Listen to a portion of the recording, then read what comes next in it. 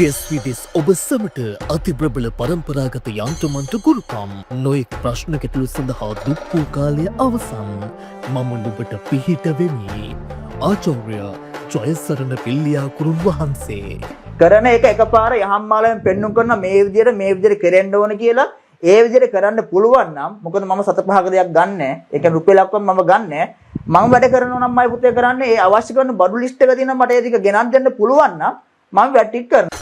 සිතේ ඇති ආදරේ ඔබට අත්කර දීම. සනෝජන වශී ගුරුකම් අනවින කොඩිවින කැපීම. දරුපල නොමැති අයට දරුපල සුඩාව සූතුව නවත්වා දීම. අකීකරු දරුවන් බෙල්ල කරදීම ඇතුළු ඕනම ශාන්තිකර්මයක් ප්‍රහසගතව ස්තිරවම සිදු කරවා ගන්න. විදේශගත වී සිටින දරුවන් හදත විශේෂයෙන් පිහිටවෙමි. දැන්ම අමතන්න.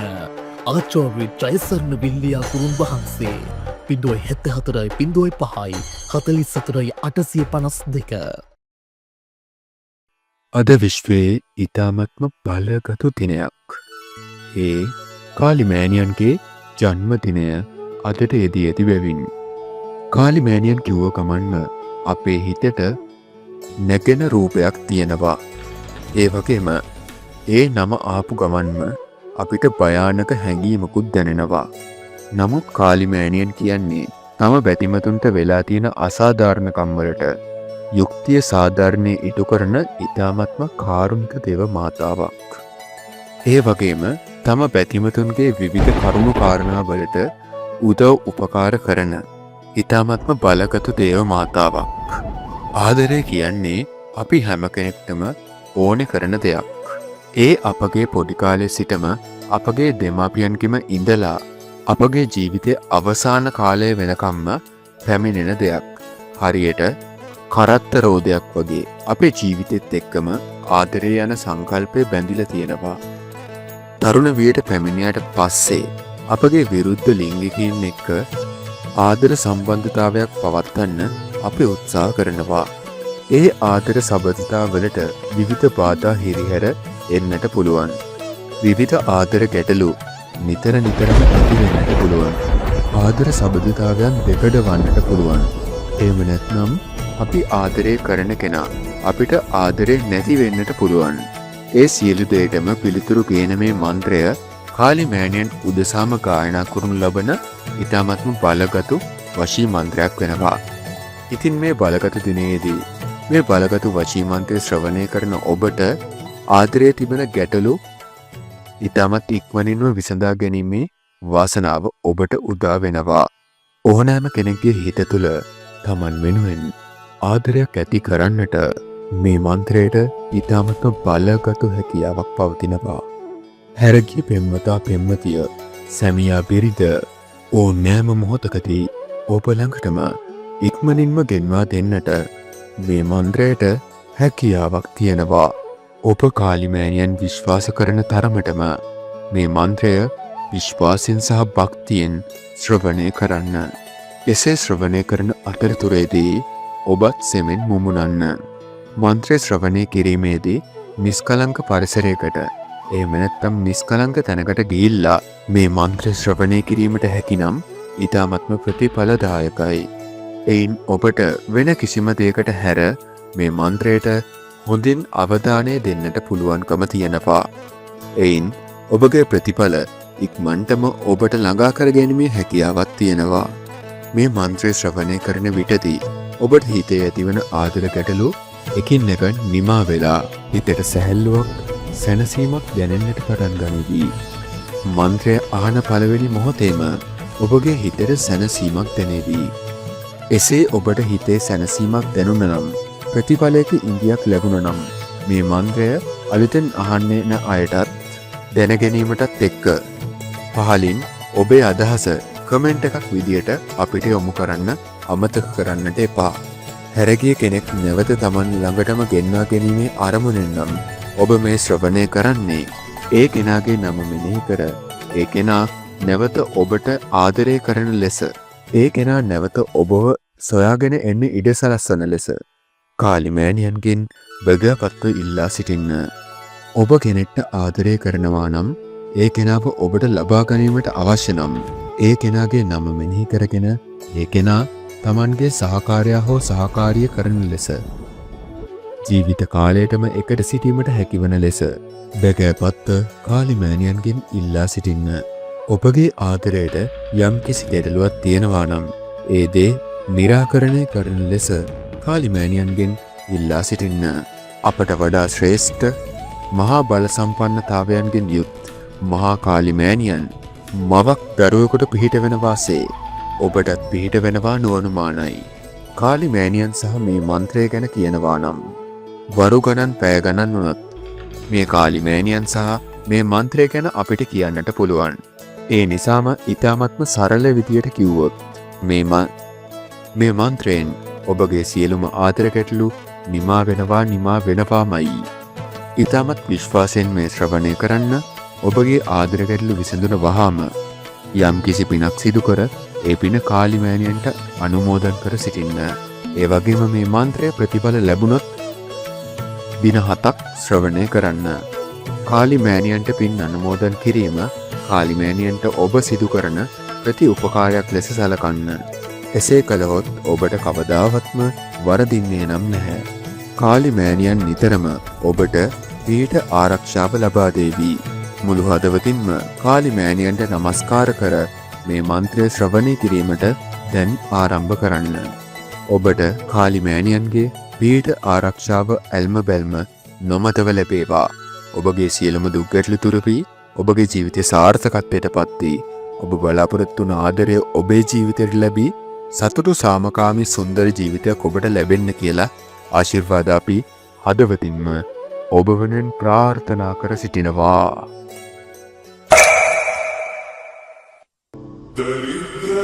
दरिद्रदुःखहारिणी सदा विभूतिकारिणी विरूपशोकहारिणी भजामि विन्ध्यवासिनी. दरिद्रदुःखहारिणी सदा विभूतिकारिणी विरूपशोकहारिणी भजामि विन्ध्यवासिनी. दरिद्रदुःखहारिणी सदा विभूतिकारिणी विरूपशोकहारिणी भजामि विन्ध्यवासिनी. दरिद्रदुःखहारिणी सदा विभूतिकारिणी विरूपशोकहारिणी भजामि विन्ध्यवासिनी. दरिद्रदुःखहारिणी सदा विभूतिकारिणी विरूपशोकहारिणी भजामि विन्ध्यवासिनी. दरिद्रदुःखहारिणी सदा विभूतिकारिणी विरूपशोकहारिणी भजामि विन्ध्यवासिनी. दरिद्रदुःखहारिणी सदा विभूतिकारिणी विरूपशोकहारिणी भजामि विन्ध्यवासिनी. दरिद्रदुःखहारिणी सदा विभूतिकारिणी विरूपशोकहारिणी भजामि विन्ध्यवासिनी. दरिद्रदुःखहारिणी सदा विभूतिकारिणी विरूपशोकहारिणी भजामि विन्ध्यवासिनी. दरिद्रदुःखहारिणी सदा विभूतिकारिणी विरूपशोकहारिणी भजामि विन्ध्यवासिनी. दरिद्रदुःखहारिणी सदा विभूतिकारिणी विरूपशोकहारिणी भजामि विन्ध्यवासिनी. दरिद्रदुःखहारिणी सदा विभूतिकारिणी विरूपशोकहारिणी भजामि विन्ध्यवासिनी. दरिद्रदुःखहारिणी सदा विभूतिकारिणी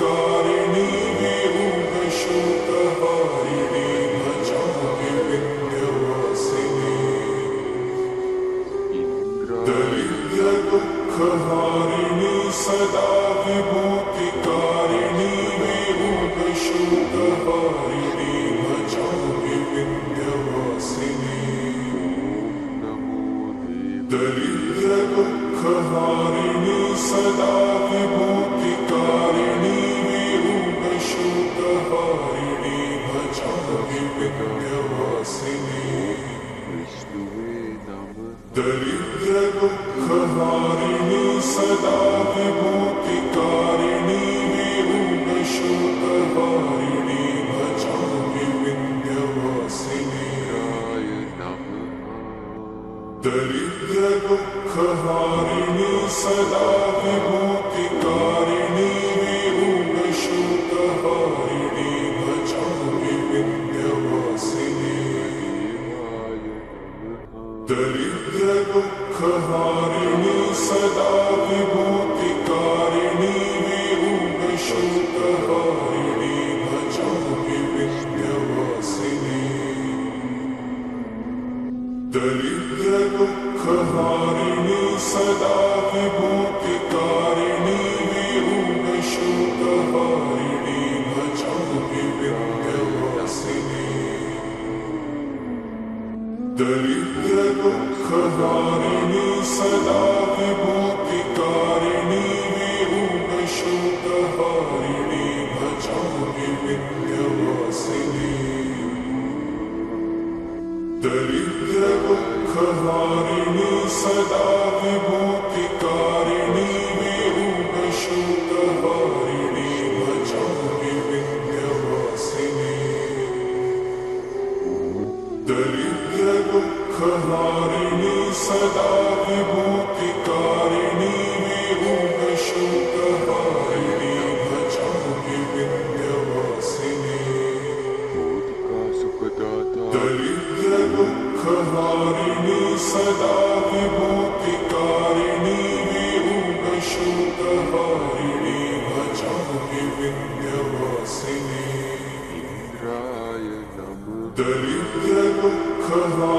दरिद्रदुःखहारिणि सदा विभूतिकारिणि विरूपशोकहारिणि भजामि विन्ध्यवासिनि दरिद्रदुःखहारिणि सदा विभूतिकारिणि विरूपशोकहारिणि भजामि विन्ध्यवासिनि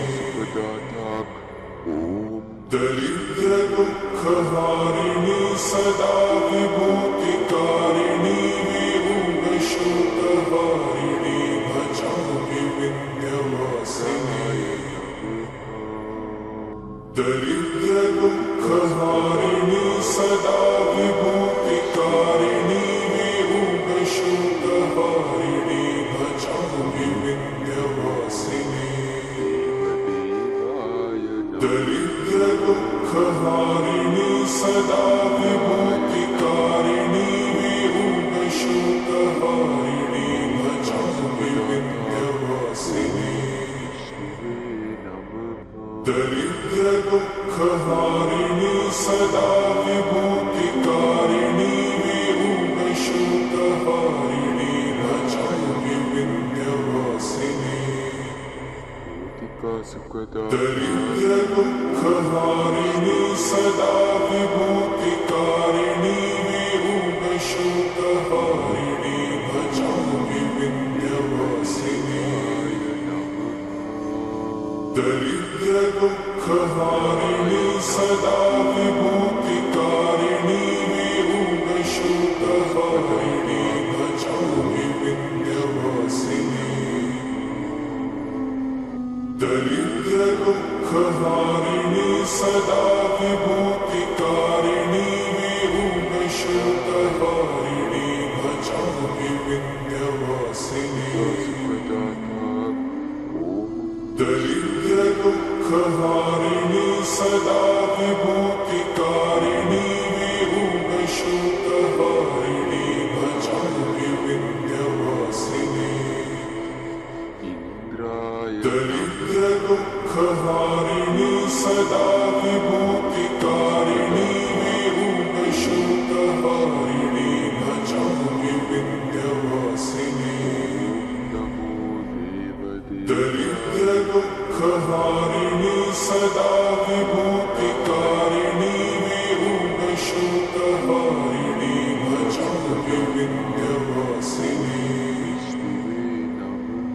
दरिद्रदुःखहारिणि सदा विभूतिकारिणि विरूढशोकहारिणि भजामि विन्ध्यवासिनि